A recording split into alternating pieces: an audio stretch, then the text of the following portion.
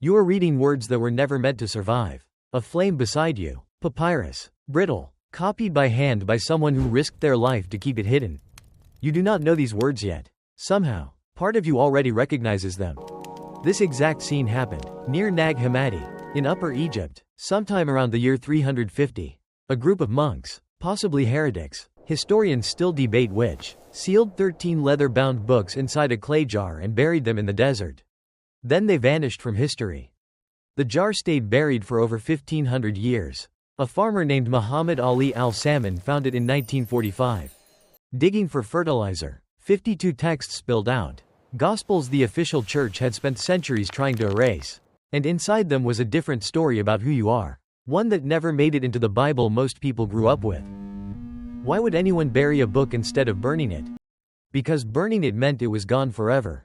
Burying it meant someone, someday, might dig it back up. That someone was you, or someone very much like you. A modern reader, centuries later, stumbling onto a way of thinking that Christianity's winning faction spent 400 years trying to make sure you never encountered. The tradition is called Gnosticism, from the Greek word gnosis, meaning direct, experiential knowledge, not belief, not faith, but knowing something because you have felt it yourself.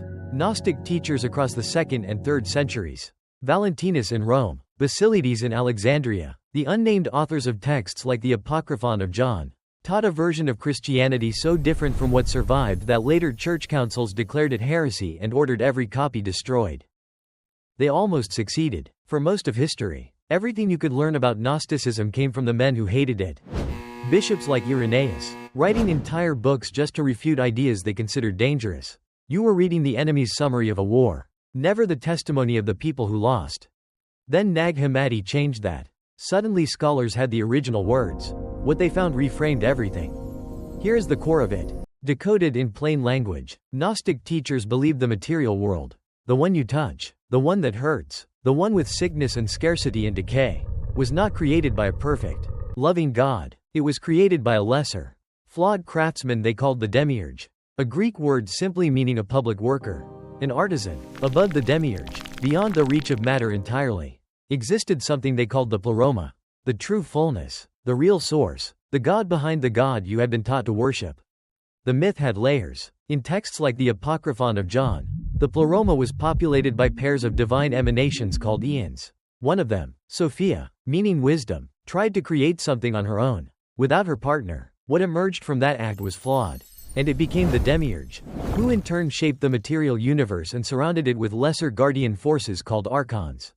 A word meaning rulers. In the myth, the Archons were not devils exactly. They were more like blind administrators, enforcing the rules of a system they did not fully understand, keeping the inhabitants distracted and asleep. And you, the reader, the seeker, the one holding the lamp, were not fully of this lower world at all. Gnostic cosmology taught that a spark of the pleroma, a fragment of that higher divine fullness, had fallen or been trapped inside human bodies. Your body was the container.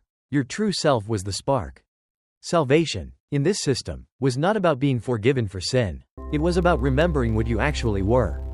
That is what gnosis meant. Not belief in a doctrine. Recognition of a forgotten truth already inside you. Sound familiar? It should. You are not the first modern reader to notice the resemblance. In the 20th century, the psychiatrist Carl Jung spent years studying Gnostic texts, and he saw in them an early map of something he was independently discovering in his clinical work. A process he called individuation, the lifelong task of recovering a true self buried under layers of persona, conditioning, and the demands of a world that wants you to be someone easier to manage. Jung did not think the Gnostics had psychology. He thought they had encoded psychology in the only language available to them: myth. The philosopher Hans Jonas went further. In his landmark study of the movement, he argued Gnosticism was less a religion than an early form of existentialism. A description of what it feels like to wake up inside a world that seems indifferent, even hostile, to your presence in it, and to search for meaning anyway. Read a Gnostic text next to a passage of modern existentialist philosophy. Jonas argued, and the emotional register is nearly identical.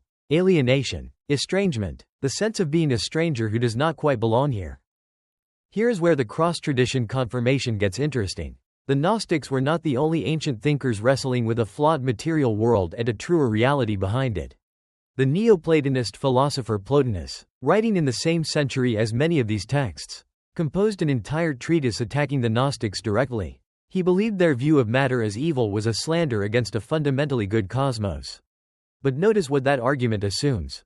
Plotinus was not saying the Gnostics were talking about nothing.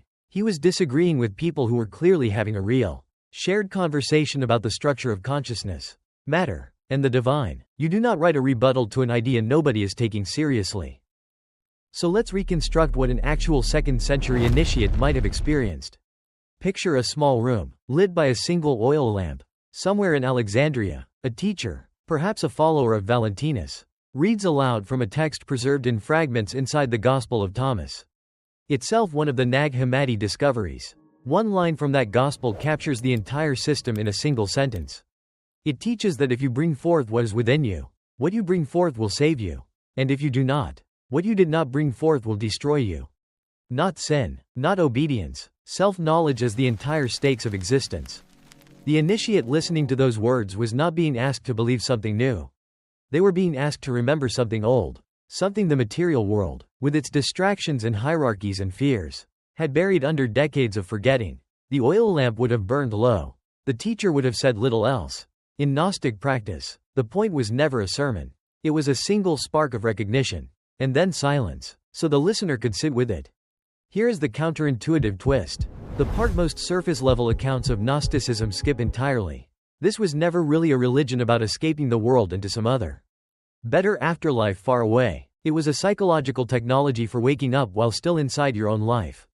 The Demiurge was not really out there, ruling from some cosmic throne. The Demiurge was every structure, every voice, every inherited belief that convinces you that you are only your job, your body, your failures, your fear, and nothing more. The Archons were not literal beings guarding the sky. They were every habitual pattern of thought that keeps you asleep to anything larger than your routine.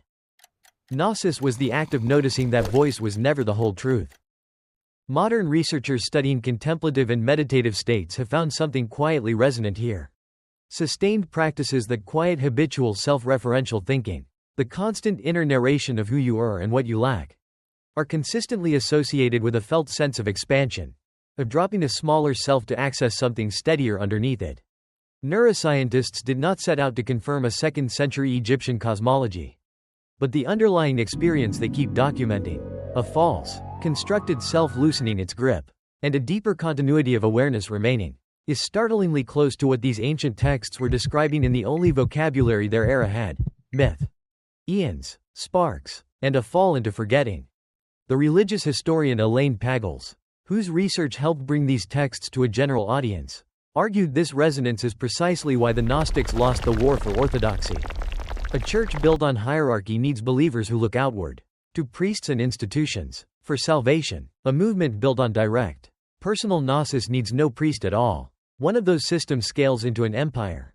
The other does not. It was never really about which theology was true.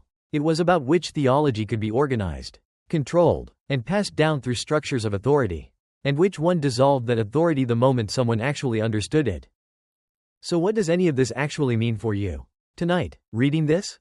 It means the question the Gnostics were asking 20 centuries ago is the same question that shows up the moment you catch yourself performing a version of yourself that is not real. At work, in a relationship, in a mirror. It is the same ache Jung mapped in his Patience. The same estrangement Jonas found echoed in modern philosophy. The spark trapped in matter is not really a myth about the structure of the universe. It is a description of what it feels like to sense there is more to you than the role you have been asked to play. More to you than the archons of habit and fear currently administering your days. You picked up this idea the way that Nag Hammadi farmer picked up a jar he did not yet understand. You are reading words that were never meant to survive. But somehow, they did, and somehow, so did you, carrying, whether you knew it or not, a fragment of the same recognition those buried texts were trying to protect. The flame beside you was never really about the lamp. It was always about what the light finally lets you see in yourself.